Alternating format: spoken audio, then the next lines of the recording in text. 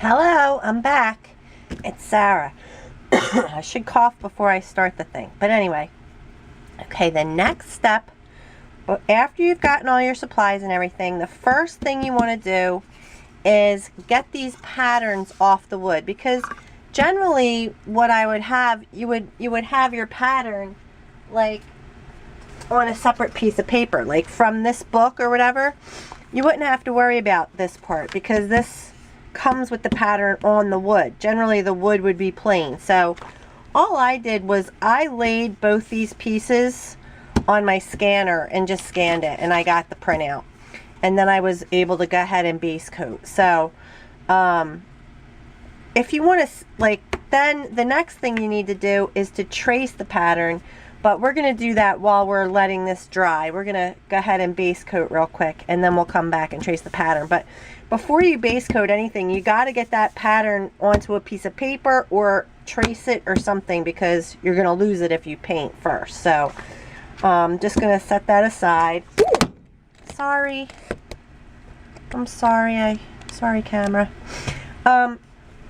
So in order to base coat your piece, I'm going to have you just, you can just take, I actually went to my stash and I grabbed a bottle of blue, because I just figured I'm going to do a lot of these. I didn't want to have to, hi Kirby, I didn't want to have to use up all that blue base coating. But you're going to take about like a dime size of paint. You don't need a ton.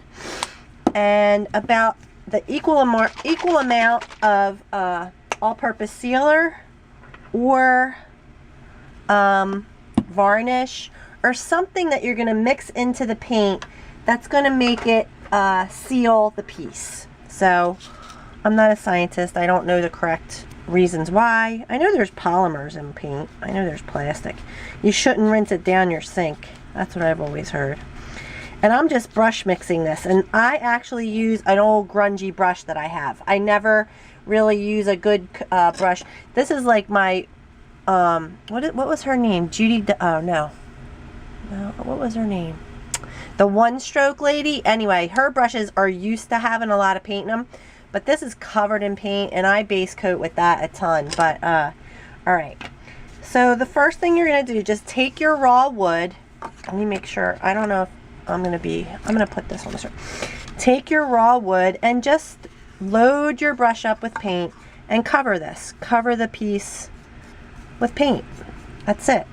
So just, this actually is going to be sanded. I forgot to mention that in the supply list.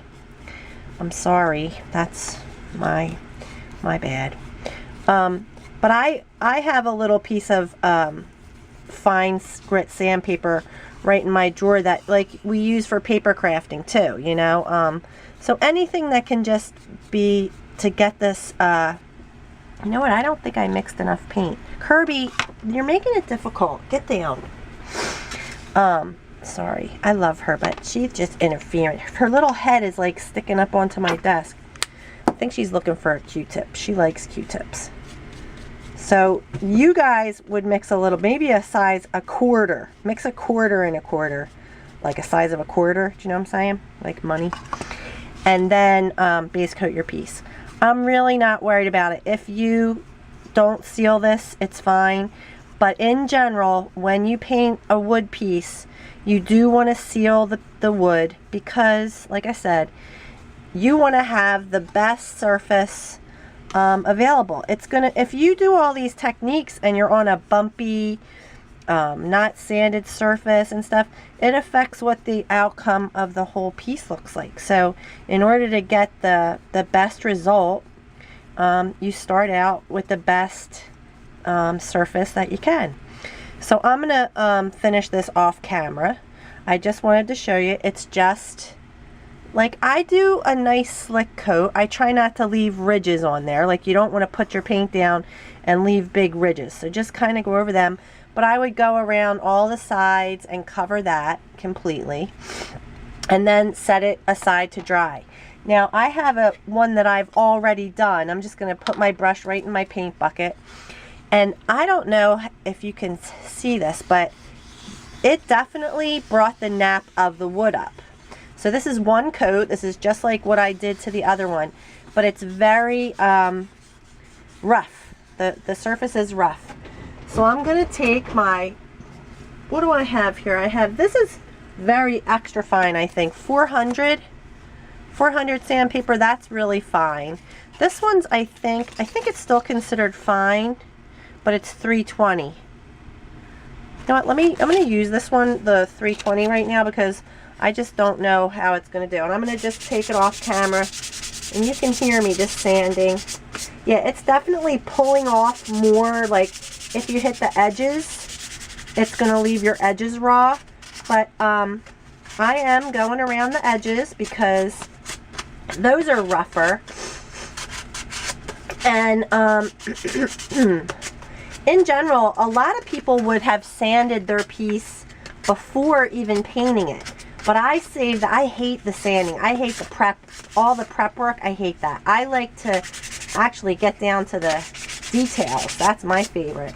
So anyway, all right. So I got her nice and sanded. So I'm just going to come back, just brush it off a little bit.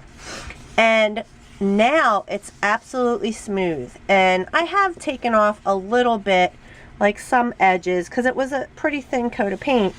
But for your second coat, you're going to go in with just paint. You don't need sealer anymore. Now this is sealed, and so I'm just going to put a little bloop more on my palette, and I'm getting my brush and just going to blot some water out of it. So this is how you do your paper towel. So I just kind of push down and blot. So you want water in your brush because that makes it nice and slick, the paint. You don't ever really want to go to your painted piece with just straight, like go straight to the paint with a dry brush, because it'll be too stiff. You need the paint to move on the piece. So I mean, you could even add a little bit. Oh, I think there's a hair in there. Perfect.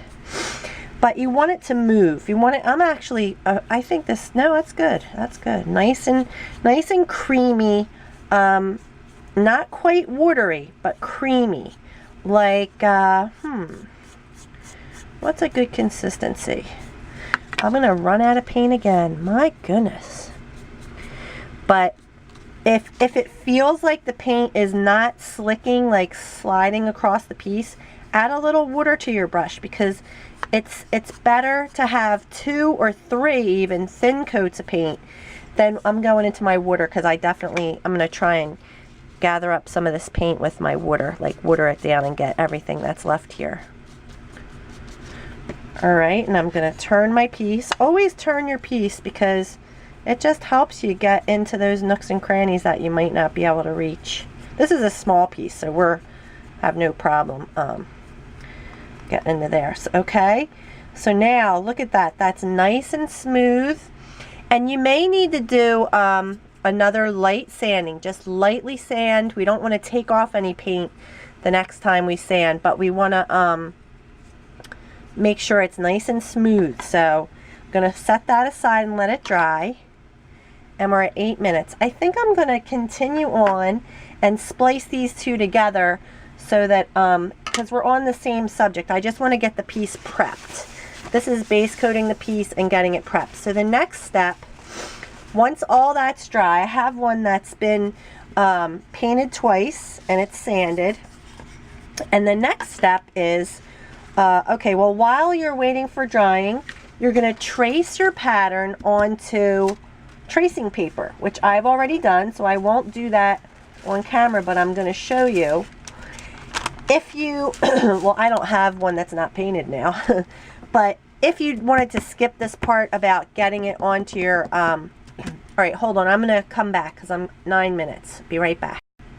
Okay, if you wanted to just trace directly from the wood piece, that's fine. I just happened to put mine under the scanner, and now I have a nice flat surface to paint, to trace on from, because it's easier, you know. So, and since these were such little pieces, I could do that. So you basically take your tracing paper and you just lie it across the pattern here and just trace over the lines with your pencil. You can pick and choose if you want, not pick and choose, but I opted not to put these circles on her face because I'm going to do a different technique for blushing her cheeks. I opted also not to draw the circles from the bee because I ended up putting stickles on there, kind of like in a veiny pattern. And I also didn't put the face on the daisy this time. I think I might do it this next one I make. And I freehanded the faces on these, so these aren't the same tracings. But you can trace every detail if you want to, if you think you're going to use it, because that is going to become your tool then for when you go to your piece. So now I'm going to put my pencil down and I'm going to pick up my stylus, because the next thing we do is we're going to, once everything's dry and you have lightly sanded it, make sure it's nice and smooth. Mine is nice and smooth.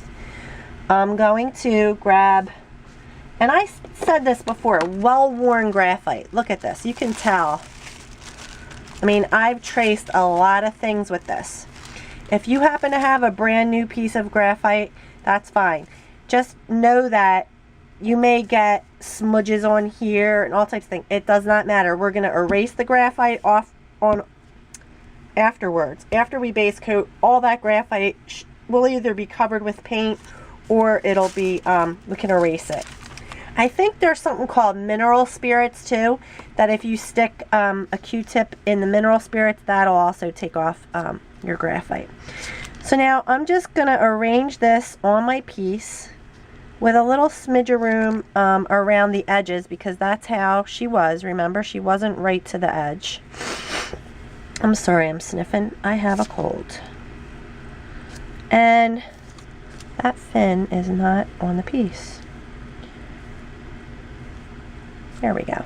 And just hold it down and make sure you're only tracing where your graphite is, because I've done that before and traced a bunch of stuff and there was no graphite under it. Also, make sure that your graphite is the right direction, facing the right up or down, because you won't get any lines if you are upside down. So look, yeah, that's there. That you couldn't see. But I'm not going to trace the goldfish. It's a sea starfish. I'm not going to trace that at the moment. I'm going to wait and put that on after, because it's just easier. I don't want to have to paint around that little starfish. I just want to paint her hair nice and solid, and then we'll come back and put it on after we've painted the hair. Oops, it went off. This does not have to be perfect. This is your guidelines, and all this can be erased. So don't sweat this. This is just getting your pattern on the piece. Alright, and I'm not going to do the whole thing. So I'm going to take that away and show you what I've come up with. Now, you know my graphite is well worn. See, I came off the piece here, but I'm going to erase that. And so you have some pattern on here to get started with, alright? I guess I'm going to cut away and I'm going to come back and all this will be done and we'll move on to the next step. Okay, so she's all traced on now. You'll notice that I did leave off, like I said, the little starfish.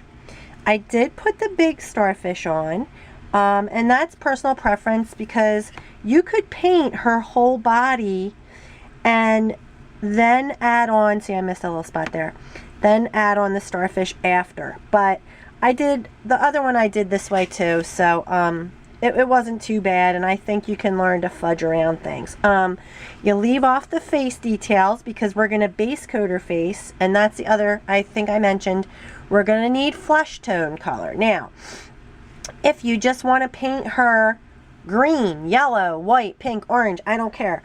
You can still do the techniques with any color you use, but I am going to be using flesh tone. I just happen to have it in my stash, obviously. I mean, I've got every color practically in my stash, but this is just dark flesh is what we're going to shade with, and flesh tone is what I'm going to use for her. I mean, you can make her brown skin. You can make her, you know, whatever color you want. I'm going to mix for this I'm letting this dry. Next video I'll come back and everything will be ready to go to paint both of these, in case maybe you didn't get the mermaid or maybe you didn't get this one. We're gonna alternate and go back and forth. I'm gonna use a mix. This one I used flesh tone for the center, but I think I'm gonna mix the light brown with a little white so that everybody's got these colors they need. We could probably do her flesh tone with like a little bit of what am I trying to say? Light brown mixed with white, and see how that turns out. I mean, you can fudge it. So I'm going to go, I'm going to get everything prepped and ready to go for us to start coloring this in. And that's called base coating.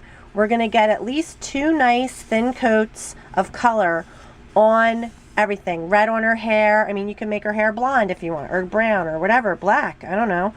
I'm going to do green for her body, and we're going to mix some orange and white for the starfish. So I'm going to pause this now, or stop now, and make probably part 2, which will be called base coating.